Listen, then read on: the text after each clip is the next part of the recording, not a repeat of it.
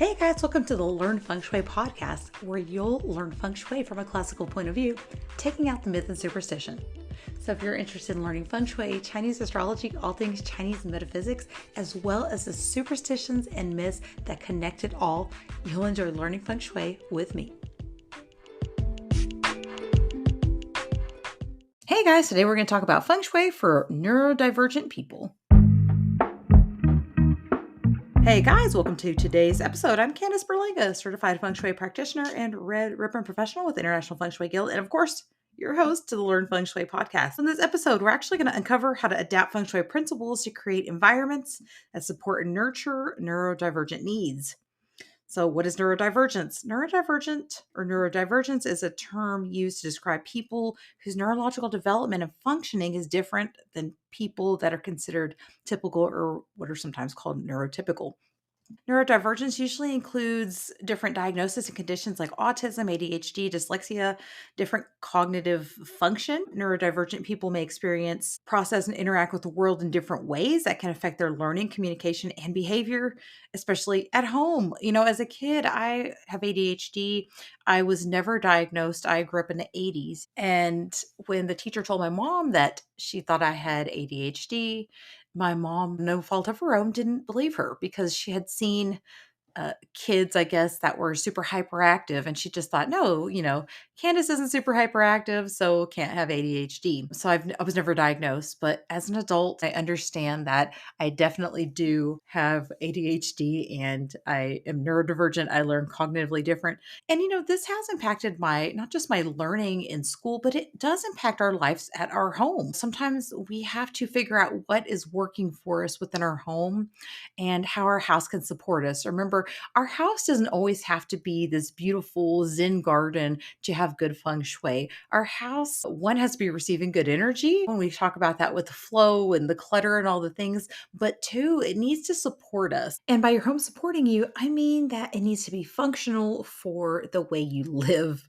So let's look at tip number one, and it is about organization, like I just mentioned. Organization really is key to people that are neurodivergent. Bins, buckets, and any sort of organizing system is useful. When we talk about organization, we want to talk more about organization systems that create predictability and less about like the aesthetic view of organizing. I recently saw a video of a woman saying that she had just had a baby, and kind of as a gift to themselves as this new parents, these people hired a professional organizer to come, and she felt like all they did was tell her to just buy some bins. I saw like a kind of a follow-up video to that where a professional organizer kind of replied and said that, there's two different kinds of professional organizers. There's one that may come in and they may tell you what you need, right? They'll give you a product list of like things you can buy to help yourself organize, versus a person that will come in, they'll help you weed down your stuff and they'll help you organize and work with what you're already kind of have on hand. And this is the style I kind of like to adapt for myself. Don't go out and buy 100 organizing bins. You don't want to go out and buy stuff. If you're trying to organize your stuff, you don't want to add more to your home, if that makes sense. And when we're looking at organization, especially with children, I'm going to kind of focus on children here for just a second. It really, really helps to have organizational systems in place. And this can include things like looking at hanging up hooks or putting storage and drop zones right by your door. So backpack storage or a place to stash it, a place that they always put their shoes, a place where they always put their jackets. That way, when they go to leave the house in the morning, one, there's not a fight about shoes. Two, there's not this confusion of like, I don't know where anything is. I know my child is now in high school, my youngest. And one of the things that works for her is she would always forget her ID badge. You have to have these ID badges for school, or you have to either buy one or sit in detention. She got tired of spending money. She learned very quickly, and she hung it right on her doorknob. And so she just puts it in the exact same spot every day and grabs it every day. And so kind of that predictability also is here on my list. Predictability about where things are is going to help a lot with neurodivergence. And another thing that has helped her tremendously when she was little was that I would organize 5 days worth of clothing for her. We started doing like a Sunday, we would do laundry, and then we we would go through the week and I would have her give me some input on the outfit she wanted to wear that week. And I would typically pick more than five, just so she would have an extra option if like we got to the end of the week and there was only a dress option left. Maybe she didn't want to wear it that day. She could just pick the other outfit that was already kind of matched up. This helped really well for kind of having her just get ready very quickly in the morning. She's not a morning person. And so just having her get up, grab her little outfit in the morning and put it on, as well as just grab her shoes and backpack going out the door, it was the perfect solution for us. So, kind of get creative on the way you organize your kids' things, but typically, predictability is a really good thing with children, whether they're neurodivergent or not. So that brings me to my next point. Make sure you can see the items. When my daughter was younger, I would go clean her room up. I would do a deep clean. I would clean everything. And so that involved moving everything off of the surfaces. And when I would do that, she would always tell me, I can't find my stuff when you clean my room, Mom. Even though I would try and organize it in a space where it was all together, it wasn't, one, the predictability for her, and two, she couldn't see it. And so don't hide your items. There's nothing wrong with having organization bins or stuff like that out on a table where they can be seen, because honestly, you don't want to hide your stuff from yourself, because then you won't be able to use it. You want to be accessible. And so when you're setting up these systems, do make sure that they're accessible and you're not hiding stuff from yourself. When we're talking about like bathroom habits and stuff like that, you want your kids to be able to see their toothbrushes, see their toothpaste, see their socks, their undergarments, their clothes. And, I do suggest just looking up some organizational systems on YouTube, on TikTok, wherever you watch videos, because those professional organizers can be very helpful in kind of showing you these systems that will work for you. But again, just implementing some systems and seeing what actually works for you with organization can be super, super helpful. So the next thing I want to look at is lighting. And so when we look at lighting, again, I know I've done a whole show on it. I've talked about it before, and we'll talk about color in just a minute, color lighting. But let's just kind of talk about low lighting versus high bright lighting. We want to make sure that it's not too overstimulating for you if you feel overwhelmed and don't like the bright lighting, and it's not too understimulating for you what's a too yin or too quiet of an environment and there's no sunlight coming into your home. I know there's definitely times of the day in the evening I like it to be dark in my room. Like as soon as the sun starts going down, I will close all the blinds because I don't like the heat from the sunset inside my house. It really does get quite hot. My bedroom is actually on the west side of our home, and so I get a lot of the evening heat. And so I have room darkening, climate controlling type panels that will help absorb some of that heat and light in the evening. And so I definitely get that. And so again, this is more of the low versus high or bright lighting. And so things like taking out overhead lighting can be helpful. Task lighting, where you just have like a desk lamp when you're doing a more kind of low energy activity or you don't need as much brightness, can be very helpful. And I know I've talked about this before. Also, reducing glare and shadows in the room can also be helpful for reducing distractions, and feeling uncomfortable. And so I know, of course, if the sun's just beaming in your face, you're going to want to be able to control the lighting in the space.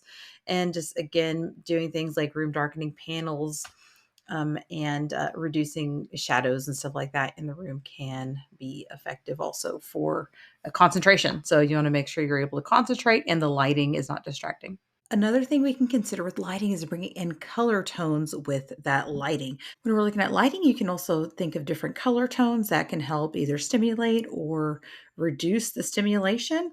And different color lighting, those lighting strips we have nowadays, different color bulbs can definitely be adjusted to that, which is very nice. So, blue lighting is supposed to stimulate in the morning. And so, of course, we hear that blue light. You don't want to have a lot of blue light at night, which is LED lighting on our TVs and electronics. So, even turning down that brightness on our TVs and electronics at night can be helpful. Maybe set a timer for that. But healthy levels of blue light are best done during the day, when you're getting ready to go to sleep. You want your melatonin levels to be higher. So you want to make sure that you don't have the blue light that actually decreases the melatonin levels. Blue is also known as the bringer of peace, and blue can actually be used to lower blood pressure and calm people down. And it can be used for light therapy for people who have those circadian rhythm disorders. So It can be used for light therapy if you have trouble sleeping. Green color is known as a strength provider, and green is the color of nature. Green light therapy can stimulate the creation and growth of hormones and strengthen muscles, bones, and other tissues, and it can help boost your immune system. Orange is supposed to stimulate creativity and the thought process and help people come up with new ideas. Purple lights can help reduce emotional and mental stress. Yellow can be beneficial for depression, and red could help with melatonin production. Colored lighting and different color schemes can also help people with autism. So I know there's different color therapies and stuff like that, different color bulbs and all that that they actually use to, stimulate or kind of bring that stimulation down if somebody feels overwhelmed. So colored lighting can be greatly beneficial. And of course, colors can be brought in different ways. You can use it on your textiles, in the wall color, in your artwork, paint, stuff like that. You don't have to just do lighting for the color to be beneficial. But, I feel like lighting is probably the cheapest thing because would you rather repaint your entire room a certain color? Or would you rather just put a bulb that can do different color changes or color changing LED strip in your room? Just try and be practical when it comes to looking at color therapy. You don't have to change your entire color scheme to get the benefits. Just change your light bulb.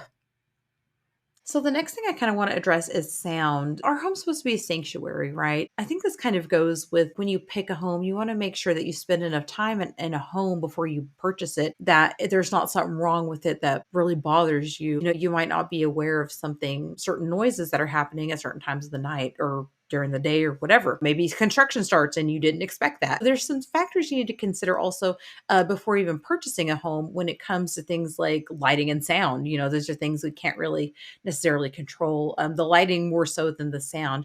But I'm definitely one that's overstimulated with sound and noise. And I feel like when that happens, it'll be a time where I just I can't deal with it. I'll just have to get away. And so having a space within your home that is a quiet space that you can go and you can decompress can be very valuable. Honestly, my master closet in my bedroom, it's the quietest spot. It's kind of like the center of the home. And so it really is the quietest spot in the house. It doesn't have anything around it, and so it typically will be more quiet.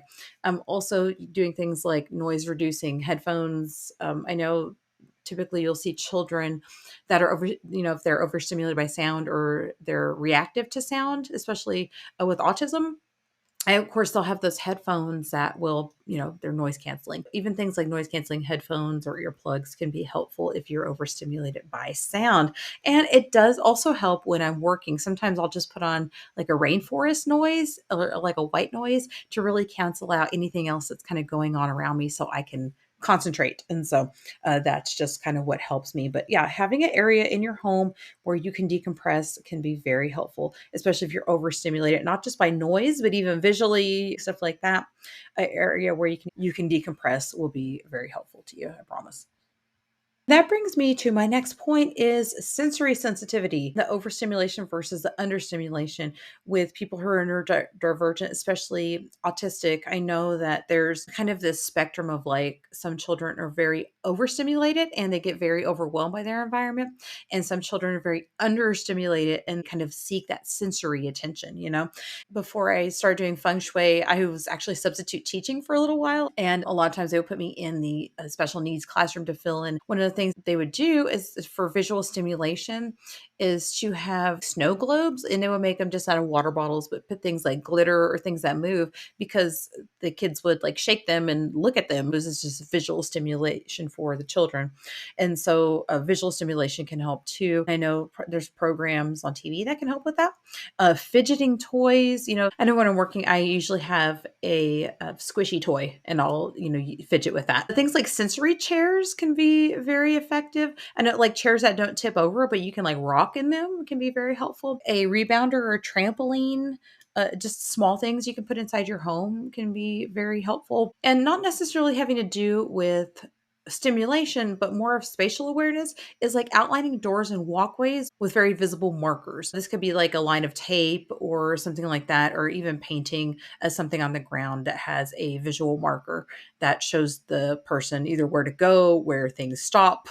And I have a friend that she has her spatial awareness is off because of a brain injury. She has to be careful with like stairs and bumps and stuff like that. And so she doesn't really see them and it could create a fall hazard. So just some things like that that could help with spatial awareness can be very helpful also. But that might be a whole separate episode because I could say a lot about that one. All right, guys, after looking at the inside, there's things we can do on our external environment too, of course. And this is actually coming from the book Designing for Autism Spectrum Disorders. It's really an amazing book for not just autism, but for all sorts of neurodivergent, kind of where the idea from this podcast came from also. Last week I did tease a little bit about biophilic design and say I was going to talk about it some more. And so here in the book, it does say that fostering satisfying contact between people and nature in a built environment is called a positive environmental impact, and it supports a biophilic design approach. And it does include forms, shapes, lines, colors, patterns, and textures found in natural material like plants and trees.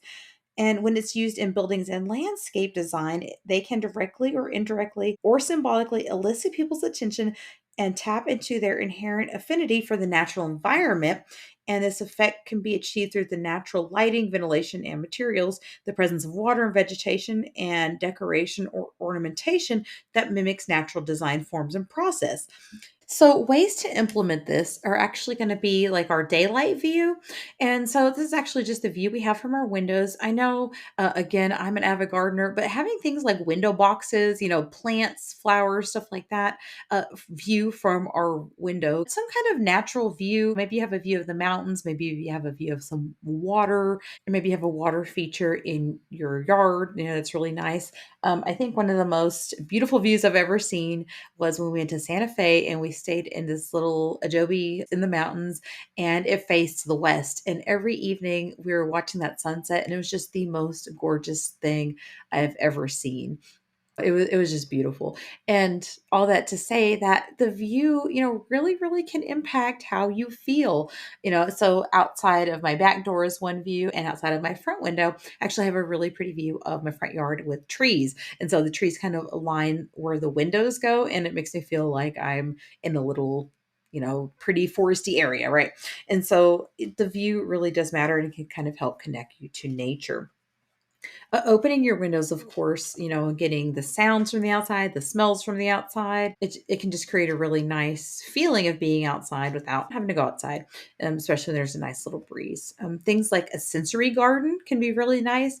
I know that I've put in herbs in my yard, and so I have like rosemary and mint, and of course, I do grow vegetables. My sister's kids really love coming over and seeing what I'm growing. And so, and then they can, of course, pick the mint and eat it and, pick the rosemary and smell it. So we can use our five senses in the garden. The seating areas outside, of course, we want to be able to seat ourselves out there, enjoy our view. I know I have my chairs where it gets shade most of the time because I don't want to sit in the sun. Of course, water features with a little quiet bubbling water can be really nice. We don't want it to be too loud and overwhelming. Kind of going back to the sensory needs, splash pads and pools can be really nice for kids that want to experience that. Even things like doing a little sandbox can help with that kind of physical or like touch experience. And even if something as simple as adding a swing can actually be very helpful. Here, just kind of talk about putting a swing in for vestibular movement. And so, vestibular system is actually housed in our inner ear. I had to look this up, and it's responsible for sending messages to our brain about position and movement of our head. So, the vestibular system is activated anytime our head is tilted upside down or inverted if we spin or go too fast. And this actually is common in some people who kind of crave that movement, kind of like the sensory seeker, but that is sometimes what we're craving in that movement, whether you want to swing or a spin on the merry-go-round or just spin around. I think we see that a lot in kids.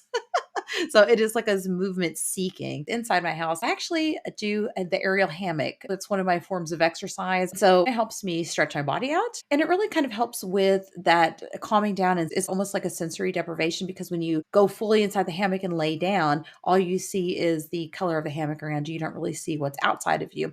And so it really helps with the visual stimulation. It helps to calm you down. It kind of cocoons you. And it does provide a little bit of that vestibular movement and just kind of a sway. All right, guys, let's take a little mid-show break. We're going to go to 18 Omens of Good Fortune from worldoffengshui.com. Thought that'd be a fun one. Just a quick mid-show plug for Learn Feng Shui. Be sure to go to the website. Next week will be the energy update, and it does have a companion newsletter, so you don't want to miss that. And remember, if you have any questions and you listen on Spotify, you have the option to use the Spotify Q&A. And I usually ask, like, what did you think of the show? Just ask your Feng Shui question in there if you listen on Spotify. Let's go ahead and go to 18 Omens of Good Fortune.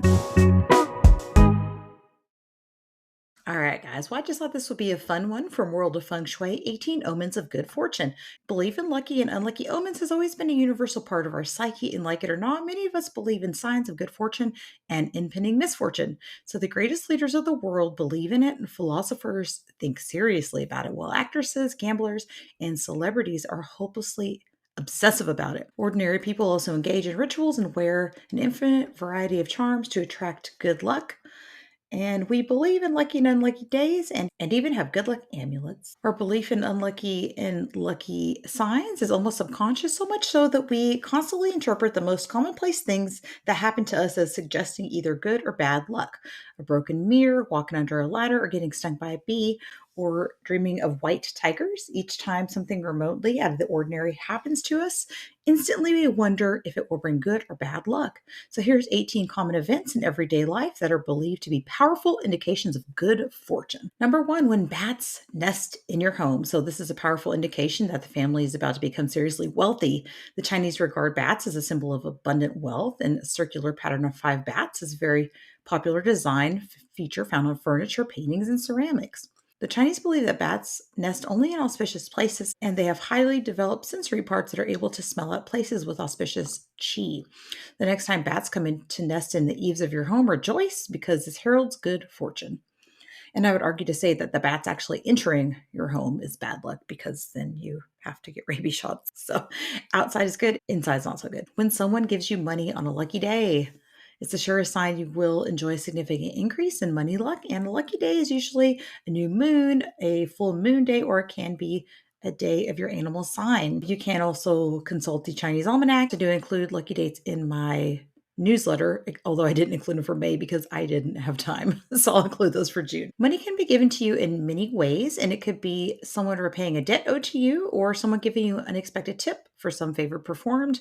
This is the belief behind the tradition of giving lucky money on 15 days of the Lunar New Year's. These 15 days of the year's first new moon are looked on as days of miracles, so money received on these days are usually regarded as lucky money. Number 3, when bird droppings land on your head. Many people believe this to be a major sign of wealth coming from heaven, although it's usually really yucky and a major inconvenience. When something like this happens, you take comfort in the fact that this is described as good luck just being around the corner. In fact, most things associated with birds tend to spell good fortune.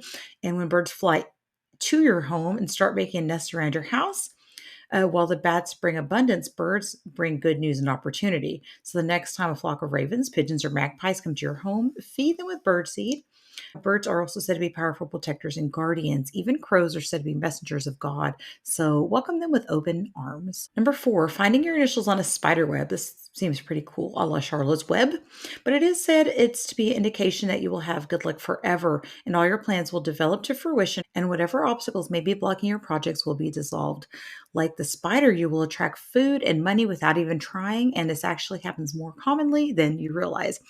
I'm going to start checking spider webs for initials. That sounds pretty cool. Next one, meeting up with a snake, another sign of good fortune. It means something or someone important is coming into your life. Don't try to kill or harm the snake when confront it. And the more poisonous the snake, the better the fortune is. It does say here the king cobra is described as a snake of extreme good fortune. And whatever you do, never kill a snake, as they are also associated with spiritual presence. They usually slither away themselves as they sense a human presence. Honestly, if I saw a poisonous snake in my home, I would freak out. I don't think that would be good for me. Next, when your hands tingle, it's a sure sign that money either is coming your way or leaving you. So a general consensus is that when your left hand tingles, that means money is coming to you, possibly in the lottery win. When the right hand tingles, it means money is leaving. The same interpretation is also placed on hands that suddenly start to itch. So if your left palm itches, mercilessly rejoice. It means you're about to receive your windfall. And I've actually heard the Opposite, I heard that left is leaving and right is receiving. So I'm not sure, but I've heard that before. Next, when you see a shooting star, immediately make a wish. Whatever you wish for will manifest within 30 days. If you are sick, you'll get better. If your luck's been bad, it'll turn upside down. And if you had a quarrel, you will make up. If you lost something, you're going to regain it. So your luck will turn around. So close your eyes and wish. When your date of birth adds up to 8, so as any remainder. So you'll be lucky through the period of 8, which already ended, it says. So too bad for you. Those with the Gua 8 will enjoy good fortune through the period of 8. So that's over. No, I'm just kidding. I'm actually a Gua 8. I hope it's not over. But yeah, 8, of course, is said to be a lucky number. When your ears start to itch, so many people believe this means someone's talking about you. If it's your left ear, that means whoever's talking about you is saying nice things. But if it's your right ear, then whoever's talking about you is saying bad things. So next time your ear starts to itch, just know you're being gossiped about. When butterflies fly into your home, this is commonly interpreted to mean that you're about to receive some important guests. If the butterfly has bright colors, it means a visitor will bring good news. And if the butterfly is dark or black, the visitor will be bringing good news related to business or career. Never chase a fluttering butterfly out of your house. They almost always bring good tidings, so don't catch it. And inadvertently killing a butterfly will cause your good luck to change into bad. So, another interesting thing about butterflies, it is said to also symbolize a relative that has passed on coming to visit you. So, next is when a cat comes into your home, usually means some kind of bad luck. Usually, black cats signify treachery and betrayal, while white cats signify death.